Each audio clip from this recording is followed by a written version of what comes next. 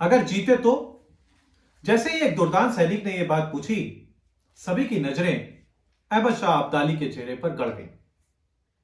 अहमद शाह अब्दाली ने अपनी तलवार निकाली और गरज कर बोला, अगर जीते तो हीरे जवाहरात, सोने चांदी, मोती माणिक, ये सारा खजाना जो हिंदुस्तान में पड़ा है वो तुम्हारा होगा।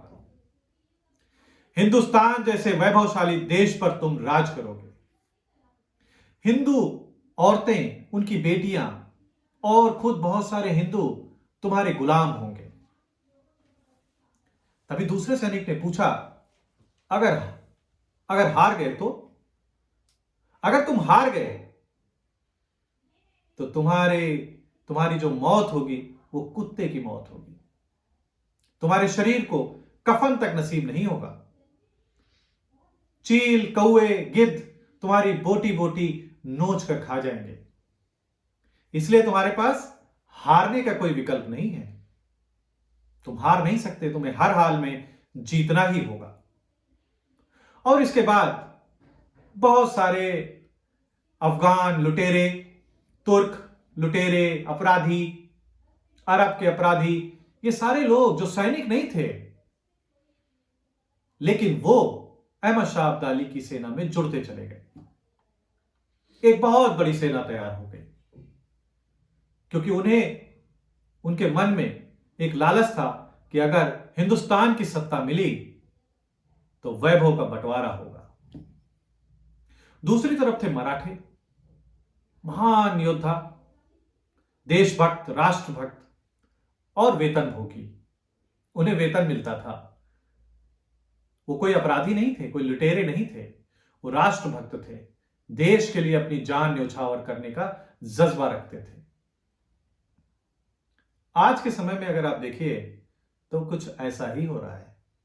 आज समाजवादी पार्टी का कुनबा बढ़ता चला जा रहा है।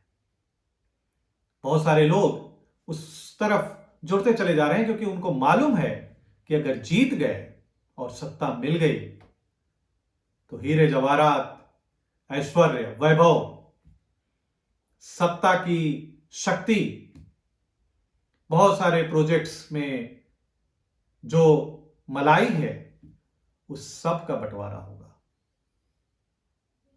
और दूसरी तरफ है भारतीय जनता पार्टी के समर्पित कार्यकर्ता, जो एक सन्यासी के नेतृत्व में देश सेवा के लिए जुड़े हुए हैं, खड़े हुए हैं, समर्पित हैं।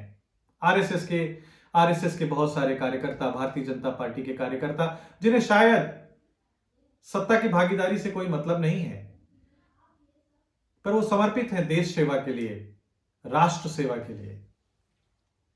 क्योंकि अगर वो जीत भी गए, विधायक भी बन गए और मंत्री भी बन गए, तो क्या हासिल होगा?